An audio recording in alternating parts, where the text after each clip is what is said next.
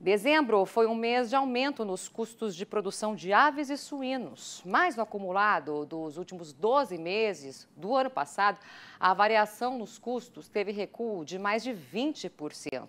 É o que aponta um levantamento feito pela Central de Inteligência da Embrapa Suínos e Aves. O que motivou esse cenário, então, e o que esperar deste ano?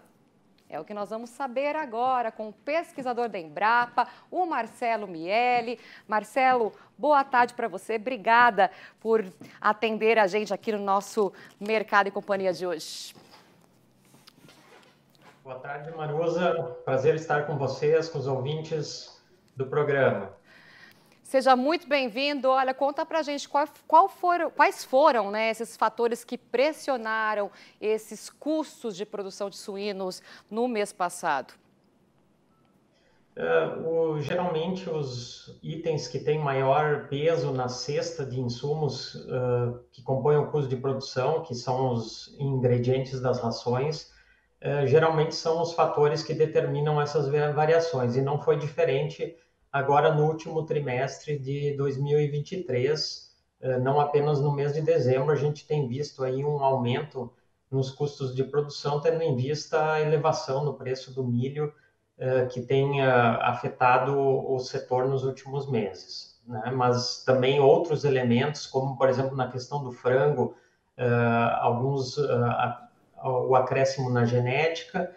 E o que a gente observou também ao longo de 2023 é que, apesar desse grande recuo, alguns itens têm mantido pressão sobre os custos de produção, que não estão embutidos nas rações. Por exemplo, as questões ligadas à energia elétrica, manutenção, o valor das instalações, em que pese que, a partir do segundo semestre, os juros têm caído e impactado negativamente nos custos de capital e de capital de giro, esses elementos como um todo, eles vão numa direção contrária dos ingredientes da ração no final do ano de 2023.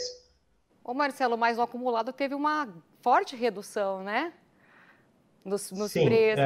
O que puxou aí para baixo esses preços aí? Basicamente, a questão da nutrição e do pinto de corte, né? É importante colocar que em janeiro de 2023, a Embrapa Suínos e Aves fez uma mudança nos coeficientes técnicos, porque eles já estavam desatualizados há algum tempo. No ano de 2022, nós consultamos uma série de atores da cadeia produtiva e fizemos uma mudança em alguns coeficientes técnicos, como peso de abate, conversão alimentar, mortalidade, e isso também impactou essa redução. Então, por exemplo, o custo de produção reduziu 23% para suínos e 20% para frangos, mas boa parte desse custo, dessa redução, se deve à mudança que nós fizemos no início do ano, ou seja, dos 23% da redução do custo do suíno, nós calculamos que em torno de 13%, 15% se deva à mudança nos coeficientes técnicos. Mesmo assim, permanece um decréscimo bastante significativo de em torno de 13% na redução dos custos de produção de suínos. No frango, a mudança nos coeficientes técnicos gerou um impacto menor, nós estimamos em torno de 7% a 10%, ou seja, dessa variação que a gente apresentou, ainda mais de 10% se refere à redução dos preços pagos pelos avicultores ou agroindústrias. Tá, e como que deve ficar esse cenário aí? Na sua avaliação, essa tendência, ela deve se manter nos primeiros meses deste ano? O que esperar para o setor de aves e também de suínos, Marcelo? Essa é uma pergunta mais importante e nós estávamos trabalhando com um cenário de estabilidade nos custos para esse ano de 2024, mas a gente vê que já existe uma tendência de pressão, sobretudo com o aumento do preço do milho. Então, o que a gente prevê é esse movimento agora no início do ano, mas o que todos os analistas da área de grãos estão trazendo é que a volta a uma certa normalidade nos preços a partir da metade do primeiro semestre e final do primeiro semestre. claro que com um grau de incerteza bastante grande, sobretudo em função dos eventos climáticos no Centro-Oeste e aqui no Sul. Muito importante. Olha, mas antes da gente finalizar, queria saber se você tem alguma dica para compartilhar aí com o pessoal que está em casa, para ajudar o produtor a equilibrar essas contas, Marcelo. É importante sempre colocar que nós acompanhamos essas tendências, acompanhamos os preços e os principais indicadores para gerar estimativa dos custos de produção.